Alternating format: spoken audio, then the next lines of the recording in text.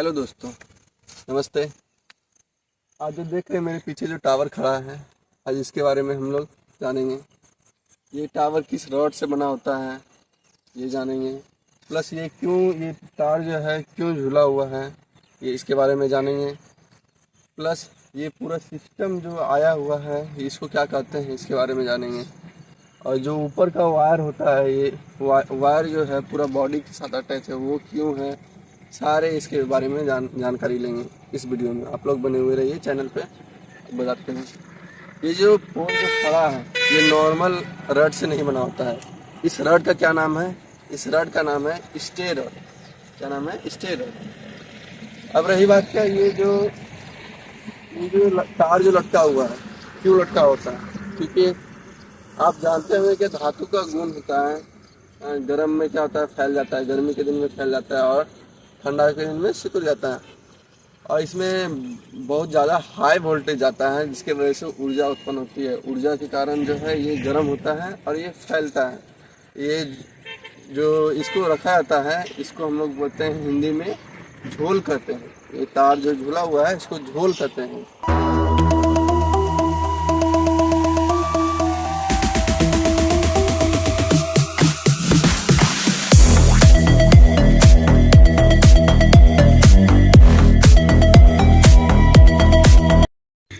English में इस झोल को सैग कहते हैं। जो तार झूला हुआ है उसको इंग्लिश में सैग कहते हैं। और अब आपको बताते हैं ये जो सारा जो सिस्टम है इसको क्या कहते हैं। पावर ट्रांसफार्मर से हमारा जो ये पावर ट्रांसफार्मर से जो ग्रेड स्टेशन तक आता है उसी को हम लोग ट्रांसमिशन कहते हैं। अब इसमें कितना का वोल्टेज आता है, कितना वोल्टेज बनता है इसके बारे में बताते हैं। वोल्टेज तो 11,000 वोल्टेज बनता है, लेकिन वहाँ पे ये ट्रांसफार्मर लगा करके उसको अप किया जाता है। अप कितना किया जाता है? तो अप किया जाता है 220 kV, करीब 2 लाख के आसपास। और या 440 यानी 440 kV इसमें करंट दौड़ती है। अब रही बात क्या, ये जो तार जो बना होता है ये किस चीज़ से बना होता है? 3 तरह का होता है। एक सिंगल वायर कॉपर से बना होता है और इसमें बोल सकते हैं ACSR, यानी ये एल्युमिनियम प्लस रॉड से एल्युमिनियम प्लस स्टील से मिलके बनता है। फिर हो गया क्या CCSR, मतलब इसमें क्या हो जाएगा, तो इसमें कॉपर प्लस स्टील से मिल करके बना होता है। इसमें देख रहे होंगे ये पूरी नंगा है, ये वायर नंगा है। तो ये नंगा होने का कारण है क्या, अगर हम इसके ऊपर इंसुलेशन डालते हैं, ये हाई वोल्टेज है तो हाई वोल्टेज के लिए हाई ग्रेड में इंसुलेशन चाहिए। तो अगर हम इंसुलेशन अगर देते हैं इसके ऊपर में तो वायर का वज़न जो है काफ़ी भारी हो जाएगा और काफ़ी भारी होने के कारण ये लाने और कॉस्ट में सारा चीज़ में महंगा हो पड़ेगा ये।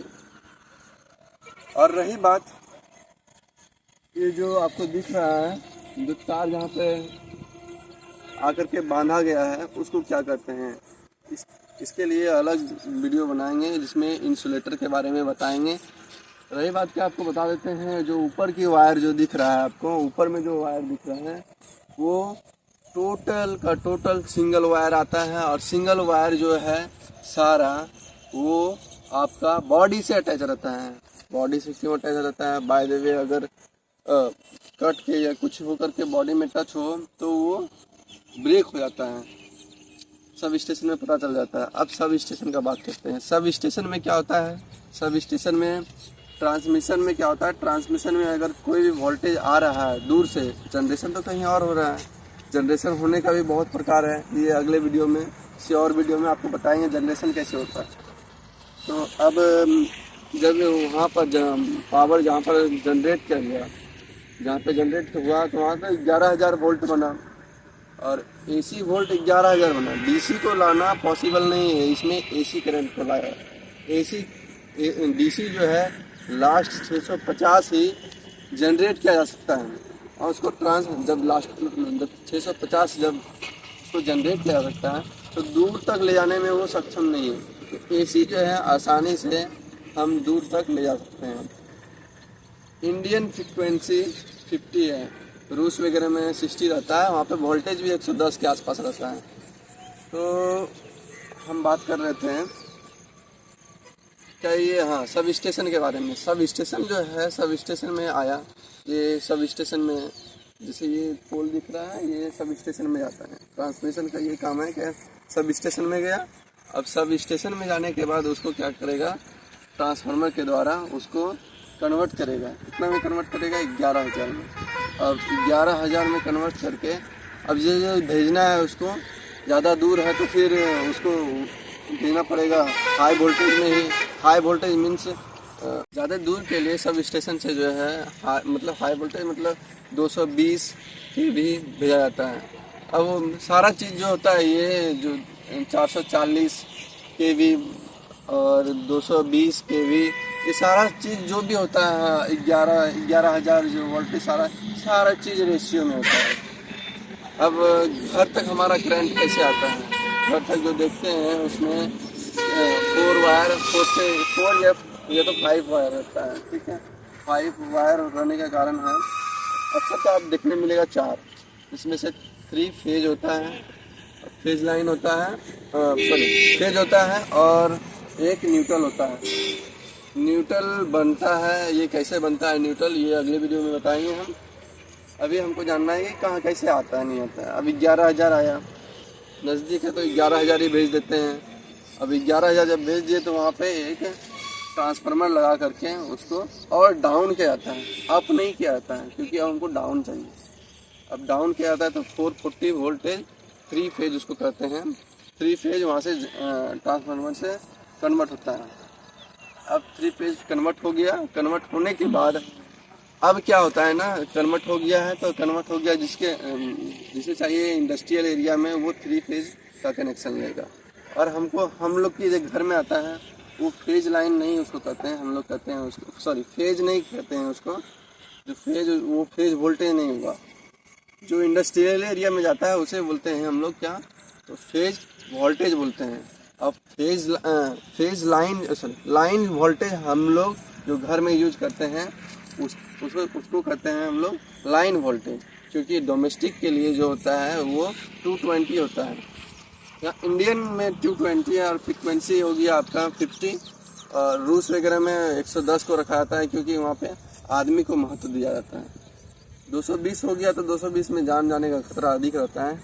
अब रही बात क्या, ये कैसे टूट गया है बाय द वे, तो इससे कैसे बचे, इसको भी अगले वीडियो में बताएंगे कि कैसे बचना चाहिए। क्योंकि इस चीज़ के बारे में जानकारी चाहिए तो हमें कमेंट कीजिए, हम ज़रूर बताएंगे उसके बारे में। अगर और आपको डिटेल में चाहिए तो अभी एक वीडियो बना हुआ है, धीरे धीरे और इस पर वीडियो बनाएंगे, क्योंकि अभी तो स्टार्टिंग किए हैं इस पे बनाने के लिए, पहला है ये, पहला क्लास में अभी आपको बताए हैं, और भी आगे बताएंगे इसके बारे में। अभी मतलब आपको ये बताएं कि तार क्यों लटका होता है, कैसे आता है। ये पावर ट्रांसफार्मर से हमारा ग्रेड स्टेशन तक आता है, तो उसे ही ट्रांसमिशन फीडर कहते हैं। ट्रांसमीटर फीडर उसी को कहते हैं, मतलब जो सारे नेटवर्क है उसको कहते हैं हम लोग क्या, जो ग्रेड स्टेशन तक आता है उसी को कहते हैं ट्रांसमिशन फीडर। ये आपको जानना बहुत ज़रूरी था, जो अभी बता दिए, शायद हम बताए नहीं होंगे तो अभी बता दिए। तो ये सब के बारे में हम लोग जानकारी लिए हैं अभी फ़िलहाल।